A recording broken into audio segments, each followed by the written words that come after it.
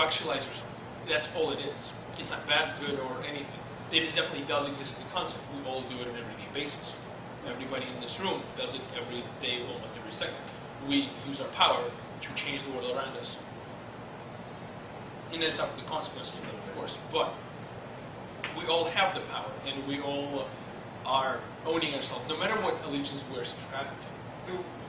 I think there's a difference, though, between, like, I don't see how socially exerting interactive. power has anything to do with self-ownership. Well, you Self-ownership. maybe own indirectly, you influence other people, and you could potentially Exerting, like, everything exerts change force. the way Are you they saying think, animals but I don't own think you themselves own. too? Are you saying animals own themselves Yeah, too? absolutely. They can exert force to oppose your influence on them. Can't they? Generally speaking, anything that can exert force to oppose other people's force owns themselves. It actualizes itself, whether or not it does willingly or unwillingly. Most of us like to think we do it willingly.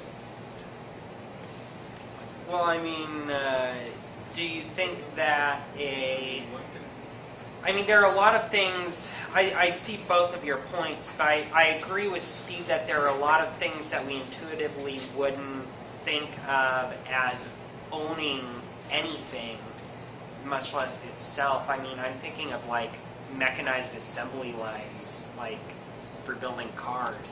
I mean, the robot arms have the power to change things. No, they don't. They have no control over themselves. Yeah, they do. I mean, they've An got, animal has limited they've control got over them. sensors, they've got... Conscious control, like not a robot. No, Well, robot I mean, is controlled by us. We exert power on them, and they can. Well, this gets into more complex questions of intentionality and volition in philosophy of mind. Definition of autonomy. And autonomy, but, I mean, a thermostat has power. I mean, and it intentionally changes the environment. Yes, depending you on... grant that power. You granted that power. You have an ability to grant somebody's self-ownership. Yeah, but okay, so you think that... So, yeah, okay, But so you my think status that as a people are no thermostat. different than thermostats. We're going to spend 5 more minutes on Somewhat. this. No. I mean, I have a question. If the government says you can't take this drug, it doesn't mean they've taken away your I self-ownership? granted you some of my power. Like, does your You gain the power to self-ownership actualize still yourself better. exist no matter what the set up a government says, or machine can it not so it will exist? do something that I tell it. As long However, as you sort of, I think, believe that it exists, it should exist. Right, because, like, I can still take drugs regardless of the government saying that I can't. It's just So... like they attempt to claim ownership on your life and say what you can or cannot do, but they don't actually win.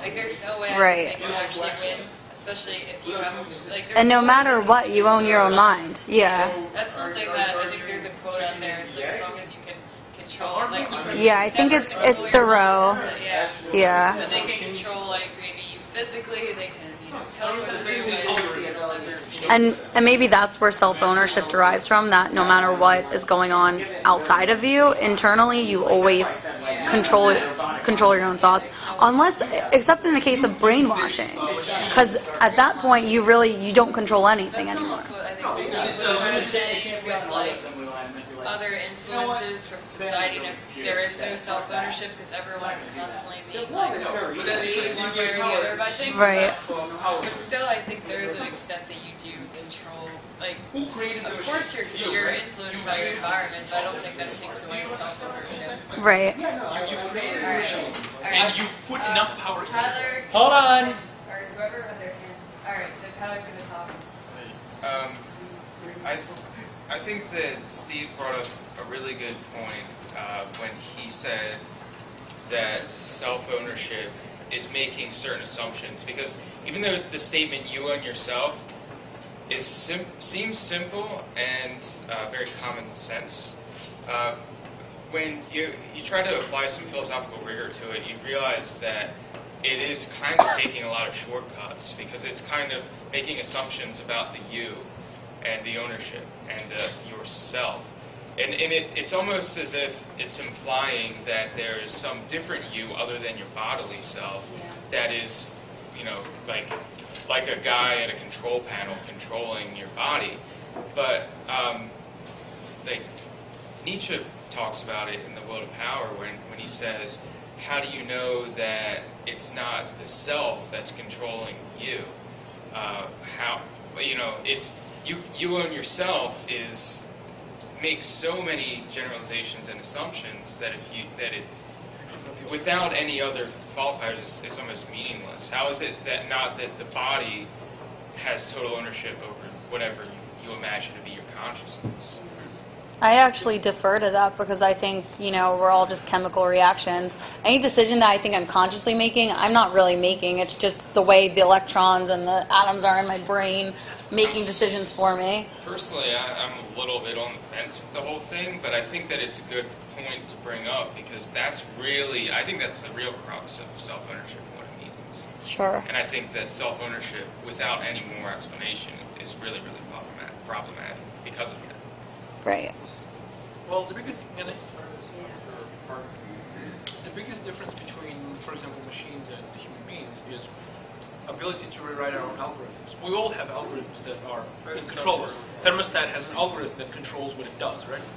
It's like Nietzsche, for example, would say, you have an algorithm that controls what you should do, like when to eat, when to take a piss, and when to sleep, right? However, human beings are able to rewrite a lot of those algorithms self-consciously, which is what our enigma actually is. You can actually stop your own heartbeat. You actually can stop your own heartbeat. It is amazing enough that you can. More importantly, is that human beings can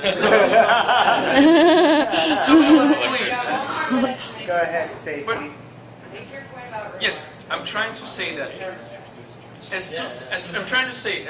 humans and lots of animals are a step above or other things that are forcing the universe, like for example machines or stars and whatnot, because we have conscious ability to write our own algorithms.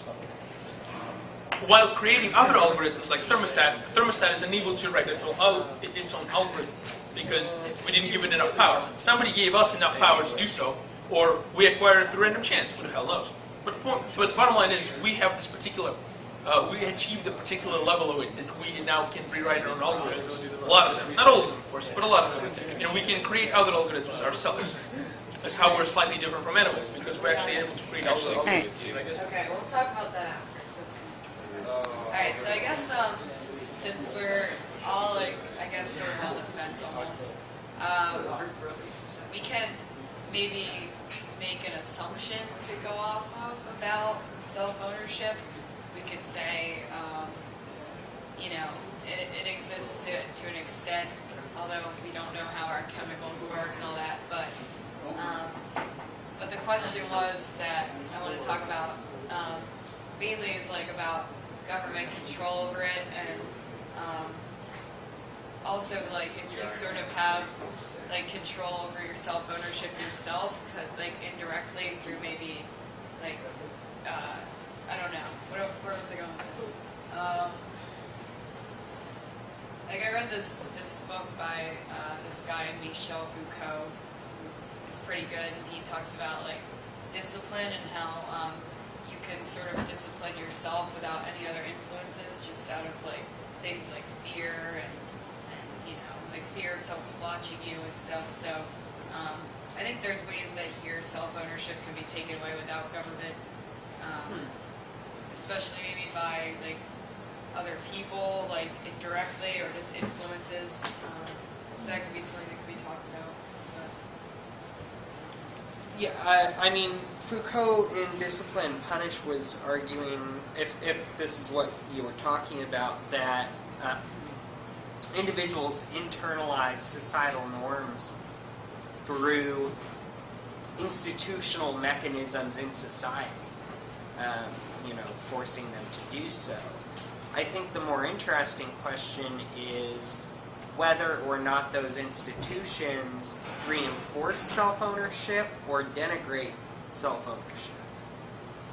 Because, yeah, I absolutely agree that it's internalized, but is what is internalized, is that discipline good or bad from a pro-self-ownership point of view? I think it depends. I think it depends on the individual.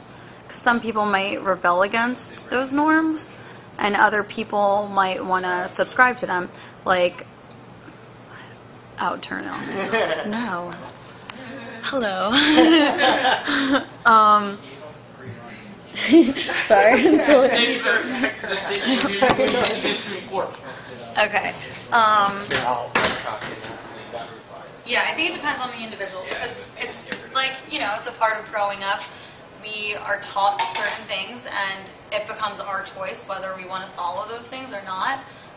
For instance, some kids will rebel against their parents and say, you don't own me anymore, I'm going to do whatever I want. Other people will be like, my parents might be right, so I'm just going to do it. Like, I'm just going to take their advice and follow what they say. And some people might just follow what they say out of fear because they don't want to get some kind of punishment, whereas other people are willing to take the risk of whatever that unknown experience they're going into is. Yeah, so, I guess, like, something that also I wanted to bring up was, like, the terms, like, wage slave and debt slave, and how, like, that's sometimes considered, like, a violation to self-ownership if you are, like, in debt and, you don't technically really own yourself, because if you owe money to someone, like, some people feel like that they aren't even owned, like, they're almost a slave. So, I don't know if people who have student loans might feel like that they're maybe owned by someone else, that they don't own themselves, but I've heard that thrown around, especially amongst socialists. So, does anyone want to say anything about that? Only if you care to play by the rules. But if you can take, if you assume that you ought to have the power to just take claim to somebody's money without the expectation that you pay them back, even though they think that you ought to pay them back when you're taking the money, then that's like, you're basically making them into your slave, whoever's lending you money. The money just, that wealth didn't come from nowhere. The person, well, we're assuming that the person had to give something up in return for that. So, I mean, I think that you're trying to make a claim on somebody else's ownership if you don't think that you have some obligation. Of course. Sure. But the only issue is that we still all possess power besides our social obligations. It only depends on how much we're willing to sacrifice to use the current system's privileges. There's plenty of privileges in society that you want to use and you do enjoy. However, for you to use them, you have to sacrifice certain types of uses of force. It's like being in a war and not using biological and chemical warfare in order to play by the rules and stay in the society. Because once you do use them, you can ostracize yourself and lose certain privileges to certain things. So, for example, by not repaying loans and then just not playing the game, you will not be employed, the credit score being trashed, you won't get a loan for something like this. And this all depends of how much you can be autonomous, and you really need the society's help to self-actualize yourself. It all depends on whether you need it or not. You still have power to dodge it. Sure. Well, with the instance of paying loans or even employing someone, both parties are entering in with risk because one person is saying, I need this money and I hope that in the future I can pay it back. The other person is saying, I have this money and I hope that in the future you'll pay me back because I need that money for the future.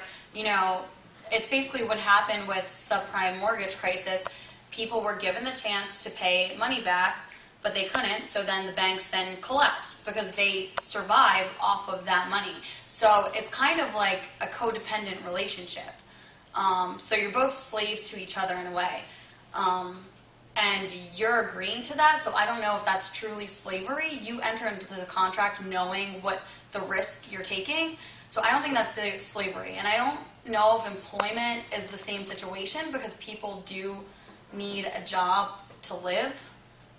So I think wage slavery is much more real than debt slavery.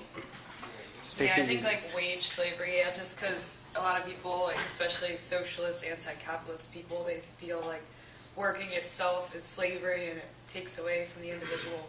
And the fact that they're forced to work by society, I guess they don't really talk too much, well, they probably do, but not sort of